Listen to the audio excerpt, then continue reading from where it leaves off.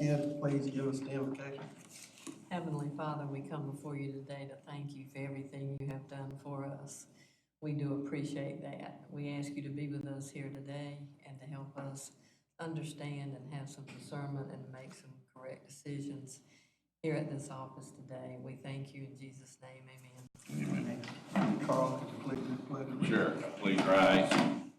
I pledge allegiance to the flag of the United States of America and to the republic for which it stands, one nation, under God, indivisible, with liberty and justice for all. I shouldn't say that so much when I say play ball. Okay, we've come together today to review the audit by Smith, Sapp, Brookhoff, Copeland, and Callahan. And it looks like Mr. Davis is with us today to go over that, so I'll turn it over to him. Thank you, sir. Good morning, everyone. Good morning. I am pleased to report to you today that we issued an unmodified opinion on the financial statements. That report begins on page 1 of the presentation. An unmodified opinion is also known as a clean opinion. It means that the amounts and the disclosures contained in the statements are fairly presented in all material respects. I would like to point out a few financial highlights to you today. The statement of net position is on page 7. If you'll turn there, I'd like to point out a couple of items to you. You'll see that the authority's total assets at year end were $91,533,000. That is a 7% increase from the previous year.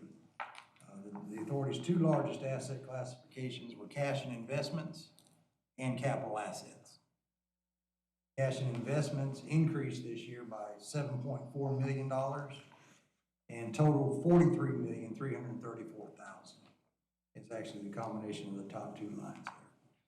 I would like to point out that the board has designated $36,999,000 of this total for specific purposes.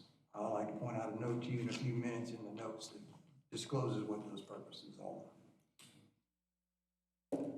The other large asset is the authority's capital assets. They total $45,337,000 at year end. You'll see that there was a approximate $1,175,000 decrease, and this was due to depreciation expense during the year. Over on page 8, you'll see total liabilities. They were $33,926,000. This was a 5% increase from last year, and this increase is just primarily due to an increase in closure and post-closure care costs. As landfill capacity is utilized, that liability is also recognized. So those two liabilities increase each year, and until closure, there will be no reduction of those liabilities.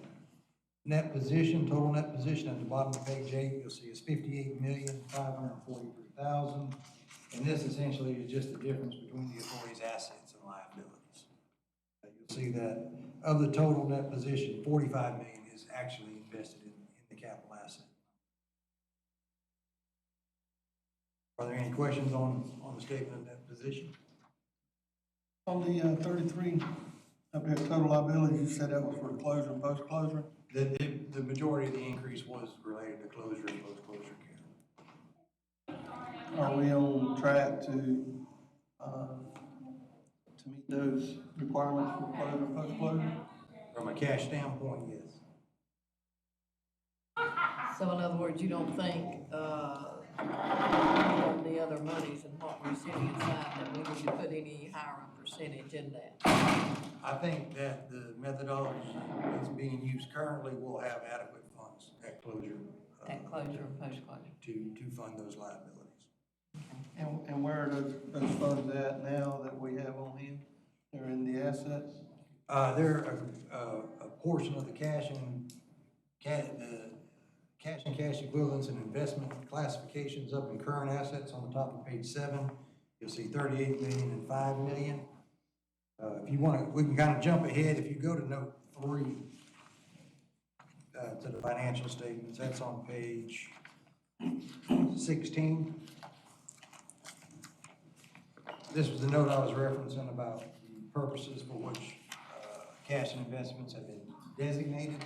You'll see closure and post-closure, the top two line items, $9 million and $10,272,000 have been designated as of the end of the fiscal year 2019 for the closure and post-closure care liabilities.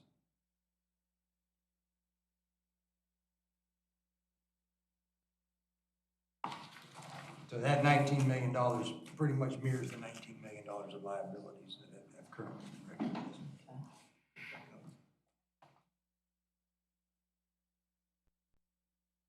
And how much is our post-closure liability we got to have by, and what date is that? The total liability, I think the closure date is anticipated to be 2041, I believe. And the total post-closure liability is, I'm gonna add these numbers, it's roughly 9.6 million, of which 4.9 million has currently been recognized for the capacity that's been utilized, which is at 50.9%.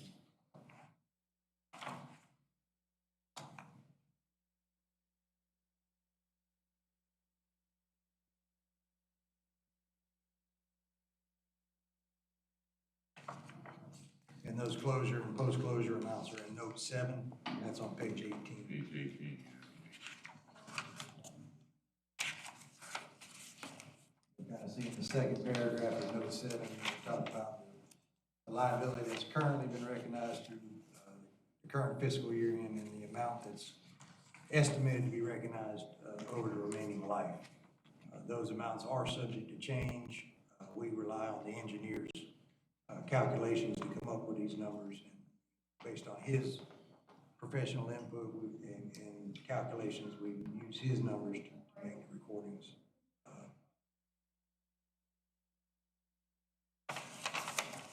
Would there be any need to accelerate our payment plan to those expenditures on closure and post-closure?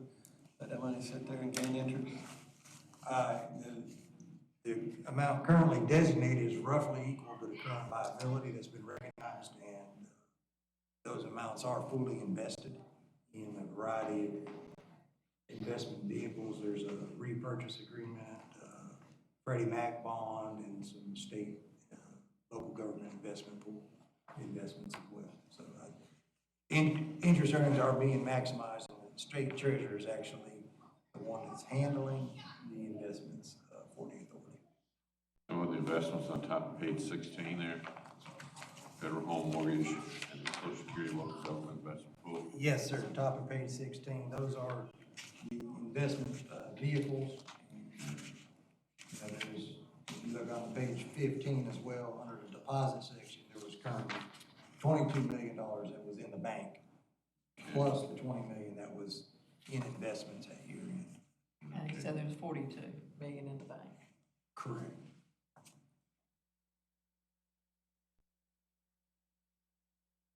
Federal Home Mortgage, they still rated AA? AA plus, yes, sir. Used to be AAA. Yeah, I know it used to be AAA. I can look at my portfolio and tell you that.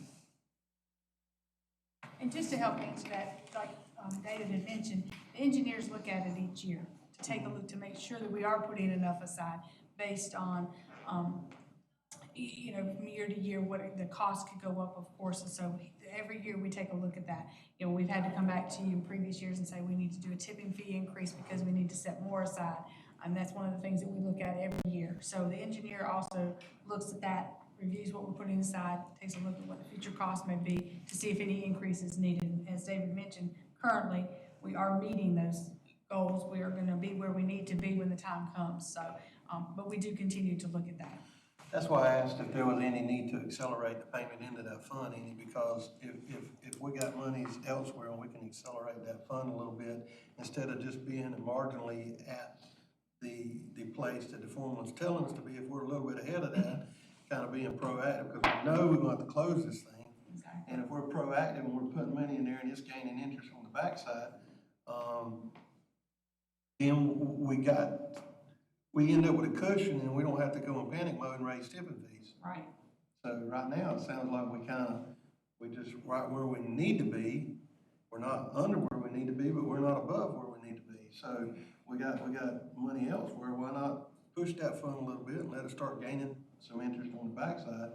And then once it becomes fully funded, we don't have to worry about the post closure. Right, and those are some things, like I said, that we do take a look at. I think one of the things we talked about at budget time was some of those other designated accounts, our equipment replacement and our general construction accounts, the funds have gotten extremely low in, that we're looking to build those up first. But you're exactly right, as we see that we can put a little bit more into those accounts, definitely, then we I mean, will. I would rather come around next year and see a 1% increase or a 0.5% increase, seeing that count growing instead of just staying flat. Because we don't know what's gonna happen with the economy or anything in the next 10, 15, 20 years. But we know one day, we're gonna have to close That's right. that thing. So if we can get that account funded, that's one thing on our plate that we don't have to worry about. Yes, And sir. I think we will look at that in the budget. Ms. Creech brought up at the last meeting that there's some stuff looming out that everybody's worried about, in the leachate collecting and stuff like that. And I think we need to set aside money for that in the future, whether it's on site, treatment of leachate and grand stream water and sewer and stuff like that. But I don't want anybody to look at this tape during the budget process and say, well, y'all said you didn't need a tipping fee. But I think we will look at that in the budget and take what you're saying into consideration to push that fund a little bit ahead of time. I feel real comfortable with that fund with a little bit of A little bit of a cushion in ahead there. of the curve, yeah. I agree. Because definitely don't wanna go back and ask for more tipping fees, when we've had 10 years to push this fund. To do that, and like you said, as we go to these conventions and we find out more things that the federal government and state governments are going to start measuring in what we do, 5 years from now, they may start having us do certain things with certain other chemicals and whatever, which would change the outcome and the length of time. So I agree, we need to have a cushion in that fund, if nothing else. And I think the market, on the recyclables right now, our tipping fee here is offsetting, those at the MERP. And we've debated whether do we go up with a tipping fee at the MERP, which is 0 today, Yeah, or do we add tipping fee a little bit at the gate where everybody pays for the recycling programs? And I think that will be the approach that we take, that, the recycling is not paying for itself.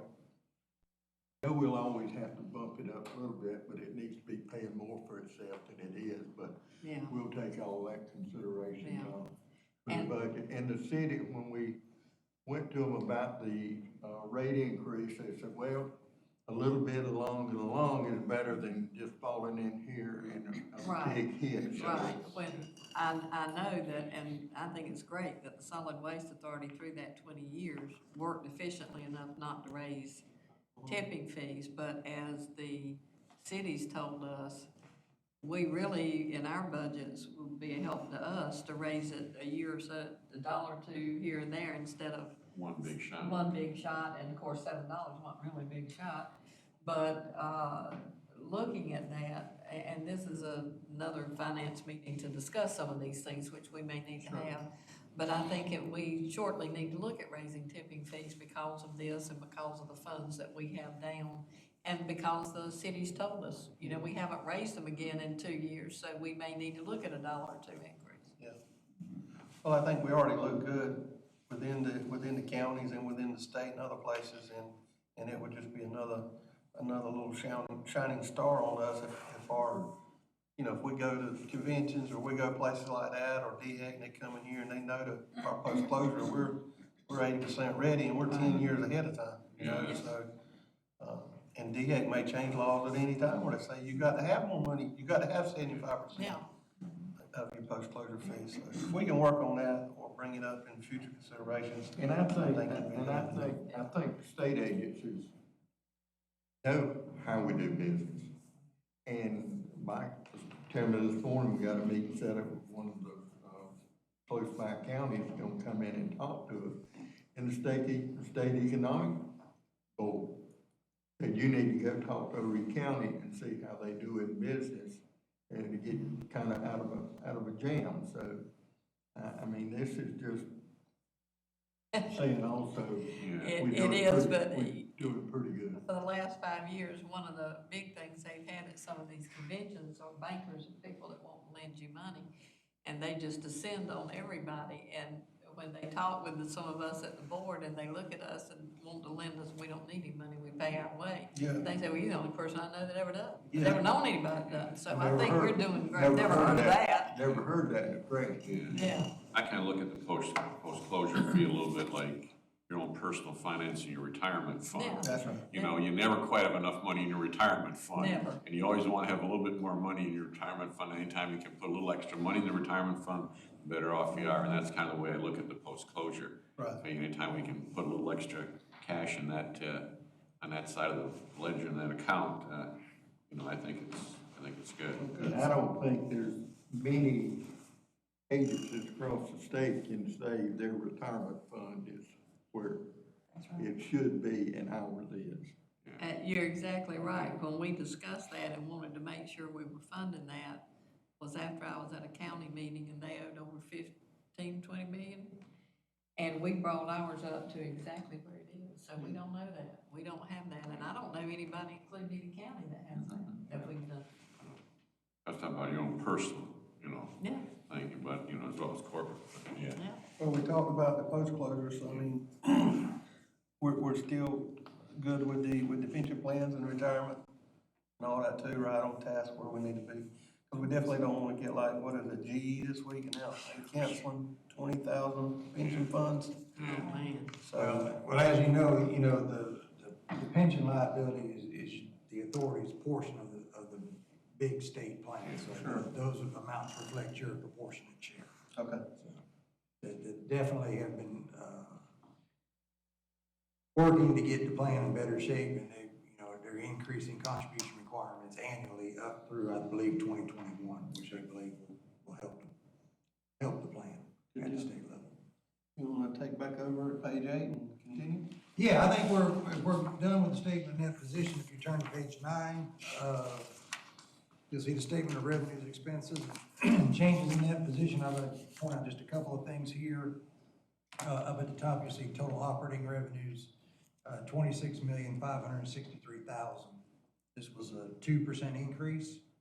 You'll see the tipping fees increased approximately $1 million, and this was due to a 7% increase in tonnage that was received at the landfill during the year. The other big change was in the sale of recyclable materials. There was a decrease there of $1.6 million, and that was due to the termination of the Charleston County recycling contract. Total operating expenses were $23,536,000. That was actually an 8% decrease. The decreases were in depreciation, closure, and post-closure care expense classifications. These are all non-cash type items, and they're just essentially based on usage at the landfill and a systematic depreciation of the assets. All the other expense classifications were in line with the previous year. You'll see the change in that position down towards the bottom. That's the overall results of the operations for the year, and that did result in an increase of $4,751,000. Note that the community waste disposal fee to the county jumped up about $60,000. And that's a per ton. They're doing well. They're doing well with us. Say that again? That's the $2 a quarter that we Community waste collect. disposal fee. The county gets from our tipping. Oh, okay. That goes to the county. And that's based on the tonnage received at the landfill. On a provision for landfill closure costs, 2018, it was $2,493,000. 2019, it was $594,000. Yes, sir. How come? Now that, once again, that's based on the engineer's calculation of the usage at the landfill. The tonnage usage this year was, I think about 2% based on his calculations. And I believe the prior year was, I'm trying to find that number, more along the lines of 4.5. So, based on his calculations, and I think there's some settling in the flyovers, he comes up with the amount used, and we recognize that portion as an expense. Better job they do with the compaction and everything, it helps, Danny talks about that every year, how well they do on the compaction rate, helps on the usage each year. So I'd say they did a really good job this year on the usage rate. That's pretty much a structured engineering function. They do flyovers, take the elevations and then figure back from the actual flyovers, not what we think the compaction rate, and they come up with those compaction rates, which are, most of the time way above the national average. Have we been able to do any of that with a drone? We have the Drones capability. can do it, but as you saw that one in Nashville, it's Yeah. about $100,000 drone. Okay. And we got a guy that, nobody seemingly can touch his price on Okay. flights. So we looked at different prices on that, so, And I'd just like to emphasize that those are non-cash items. Those increases just increase the liability. Liability, yeah, life. Okay, anybody else? The notes begin on page 12. I think we've touched on a number of notes that I was going to point out. We talked about the cash note on page, note 2 on page 15, and then the designated amounts. In addition to the closure and the post-closure, there was equipment, construction, the OPEB obligation, and waste diversion as well. We talked about on note 7 on page 18, the closure and post-closure care, disclosures, amounts, and usage. Note 8 on page 19, it's a real lengthy note, and this is the note about the pension plan, and it discloses, the authority's proportionate share of all the state plans, items related to the plan. How do they decide how much of a percentage we owe on their plan? It's based on payroll. Okay. If you'll look, I'm trying to see it, page 20E, the last sentence, you'll see that the solid waste proportion was Yeah. 0.04%. So Okay. it's in the grand scheme of things, you have a small sliver of the overall plan. Right, And it's okay. based on payroll. Okay. The last item I'd like to point out is note 9. That note begins on page 23. And this note relates to the post-employment healthcare plan, which is 100% authority provided. And this note provides information about the plan, as well as all the methods and assumptions that your actuary used to come up with the liability. That's just a brief overview of all the notes. The last item I really wanted to review with you today was our report on compliance and internal controls that we issued in accordance with government auditing standards. That report's actually on the last page of the bound presentation. 48, I don't think it's in your, 49. it's not in their bound presentation, that's the smaller version. They got the small one? Yeah, but in your hard copy, in your printed out copy, it's the last couple pages. Okay. It is a little unusual this year. This is the first year that we've had a finding in as long as I can remember. The details of that finding is on the second page, on page 49. The finding was that the authority had uncollateralized bank deposits at one financial institution at year end. The total of that was $6,047,324. I want everyone to completely understand this point. We do need to. And we want to ask questions, and we we're not finger pointing, but this is where we're at. And I want us all to be real clear on how we got here. So that was the finding. The requirement under state law is that all deposits be either insured by FDIC coverage or collateralized with pledging securities.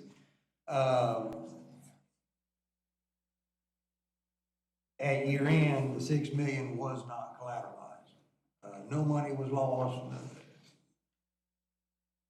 Body authority, and the amounts were collateralized, I would say on. I think July it was 1st. July 1st or 2nd, I can't remember how the holidays and the weekends fell. but July, on that Monday, The everything the next business day, everything was fully collateralized. finalized. Okay, but how long was it not?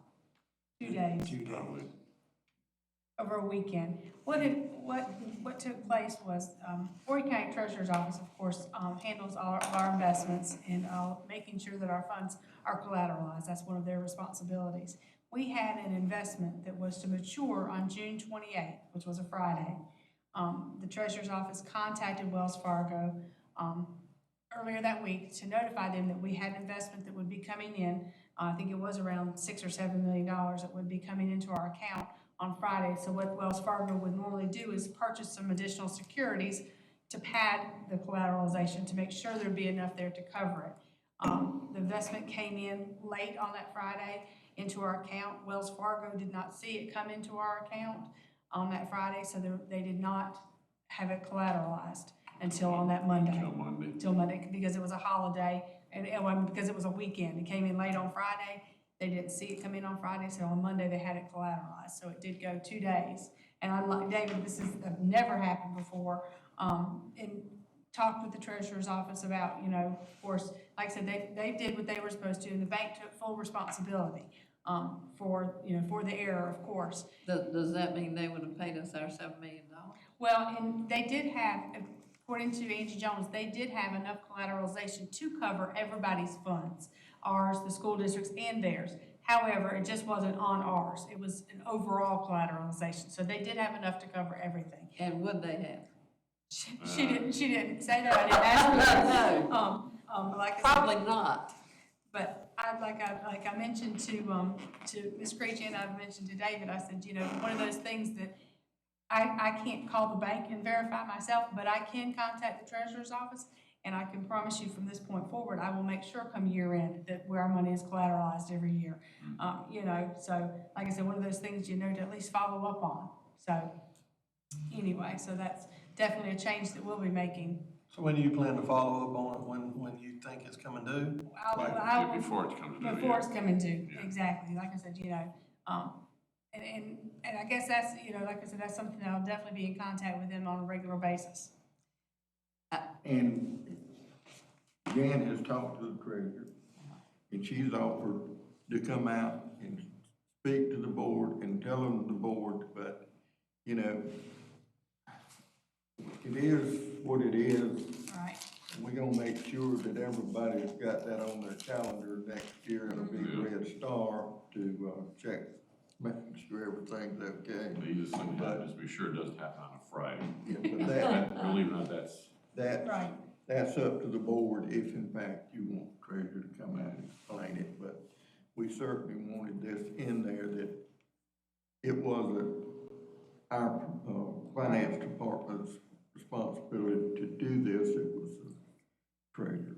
Well, in my opinion, that's not pointing fingers. I'm sure those mistakes happen. Bothers me to have a $7 million mistake that we could lose the monies here that could have happened. I'm glad it didn't. I'm sure the school board's glad it didn't under those circumstances. I do think we need to send a letter to the treasurer and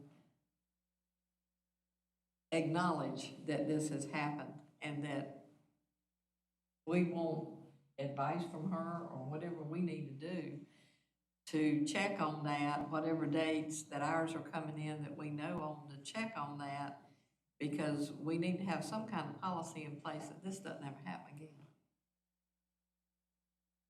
easy to do because basically what happens is just be sure it doesn't happen on a Friday now. driving to Charleston, on the left-hand side of I-17, you'll see Charleston Country Club with its nice big fine gate, whatever else. I was involved in the construction, design construction. We closed on a Friday. The club says they're gonna take over on Monday. Saturday afternoon, the hurricane hit. Club was out $7.5 million. They came back to me and I says, contract, I'm done on Friday. I'm not responsible for any acts of God. I'm sorry, I can't help you. That was it. Yeah, and So I've been there. that's kind of where we are, that, Yeah. you know, the treasurer's office at the county can say, you know, yeah, I know I'm responsible, and so can Wells Fargo, but when it all comes down to it, we're responsible for that $7 million, in my way of looking at it. Just, We are. it's real easy to solve. You do it on a Tuesday or you do it on a Wednesday. That's as simple. My question, Jan, wonder how the county's audit is going to make this point. And whatever, how they make it, then I want to take that part and make it part of this Right, for the future. I don't want anybody to come in here in 5 years and say, right. we didn't do what. But then what we were supposed should have to do." done That's right. after we knew this was there, and if this happened with us, with as many and as much money with the county and the school board, I'm sure it really happened to everybody at some point. And if it means we need to change the dates on those CDs so it doesn't come due on a Friday, and that we need to have those second and third check safes in place, $7 million is worth having a few checks and balances in place, and Trish has changes been- made. She's been good. Yeah. I mean, we got a good relationship with her. She's been Yeah. out and talked to I us like about Angie, I investment. think she's very competent, everybody just was a needs- mistake, Everybody needs to know this did, and it won't happen again. exactly. I'd like to see Jan, or, I don't know how we go about it, I'd like to see what our process or procedure is gonna be, and get something in writing. Get a check and balance that we can, put in place, put in stone. That way, if it's there and we do our job, Jan does her job, she follows up on it, and then the treasurer office or the bank makes a mistake, and we have got a procedure in place. So that we can say, okay, here goes our procedure, we checked off A, B, C, and D. We did everything, we signed off on it, we sent it to the proper authorities, and they dropped the ball. Right now, we have nothing to say otherwise. So we need the end of the year fiscal year, or end of, maturity date, whatever you wanna do for your maturity dates. If you'll get something put together and present it to us, and we can get it signed, sealed, and put into play. I'll That's get good. in touch with the treasurer's office. I think R.A. Johnson handles the majority of this. He's been great to work with, and I'll get with him and we'll come up with a plan that'll make sure that we're checking this. I mean, it's like Pam said, if something did happen, I mean, they come into all of us, so. Unfortunately, come after the people with deep pockets first. That's the bad news. So they be coming after you, Carl. Yeah. I'll We're tell you so one glad thing. you're on the board. I'll tell you one thing. See how short my pockets are? You can't even see my fingers. You're a tall man, you got deep pockets. Yeah. I'm a short guy, I keep my pockets up here. All right, so we definitely had a critical error there, and, we got a plan of action. Does the accounting firm recommend to have any recommendation on plan of action other than what we've already spoken of? I think that's good. I think it has to be a continual monitoring process throughout the year, not just at year end.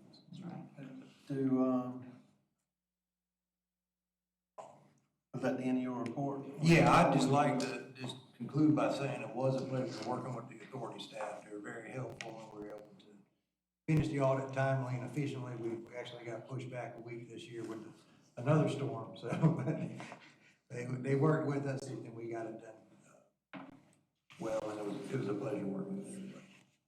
I know in your statement, me and Pam talked about it a little bit, and it says, this is for the purpose of your opinion on our financial statements. Not expressing your opinion, it's just for the internal control, but you see anything, or have you seen anything that throwing up any other red flags that we may or may not need to be doing, or?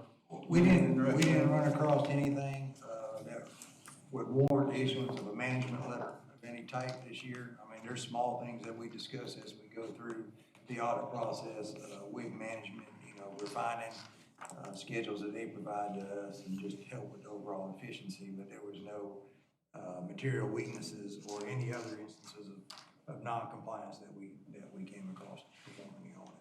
Anything that we can do better? I think that the staff is doing a really good job. We've been working closely for a long number of years, and we really worked together to really come up with a good methodology to really streamline the process and then make it efficient. So, Well, I think we got a real good staff. I applaud them, but, set the staff aside, is there anything the authority could do better? Or the way we run a business, is there any way, I mean, do you have any other landfills you work with, any other? this is the only landfill client that we have, operational recommendations are kind of outside the scope of the financial audit, so I don't think we have anything in that regard. I have a question, Mr. Well, Chairman. When you do these audits, I guess I believe you look at different areas. Do you look at a different area every year? So many different areas that you check? And then the next year you audit, you pull out other different areas and you check and so forth? Well, there's a set procedures that we do every year, depending on, if we're auditing cash and investments, we always send confirmations to the financial institutions. We review the bank reconciliations, test the reconciling items and make sure they're valid. We do other procedures rotationally. We might look at one area a little closer one year than another year if there's any changes in operations. For instance, the year that had the P cards, we spent a lot more time looking at that area. When there's new or changes in existing areas, we'll put more focus on those. And we do a lot of different things, a lot of different ways. Trust me, every year we think we know exactly what they're gonna look at, and it always changes. Part of our requirements are to not be predictable and to perform other. I thought so, and that you looked at different things from year to year, which is a good thing that we need to have done. And I realize this is just a normal, regular audit.